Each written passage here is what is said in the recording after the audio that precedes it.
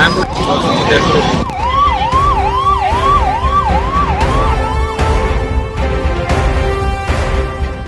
A minister எங்களுக்கு முன்னாடி ஒரு பைலட் வண்டி போகுது, அவசர வேலையா போகும்போது எங்களை ஒதுக்கிட்டு நாங்கள் போயிடுறோம். ஆனால் ஒவ்வொரு முறையும் பப்ளிக் வரும் பார்த்தீங்கன்னா அவ்வளோ ஒரு டிராஃபிக் ஏன்னா ஒரு அவசரம் வந்தால் கூட ஒரு ஆம்புலன்ஸால் போக முடியுமா அப்படிங்கிற ஒரு சூழ்நிலை இருக்குது. ஸோ இதையும் நம்மளுடைய டிராஃபிக்லேருந்து நம்முடைய காவல்துறை சார்ந்திருக்கின்றவர்கள்லாம் உன்னிப்பாக அதை கவனிச்சு அவங்களும் இப்போ கொஞ்சம் ஸ்டடி பண்ணியிருக்காங்க.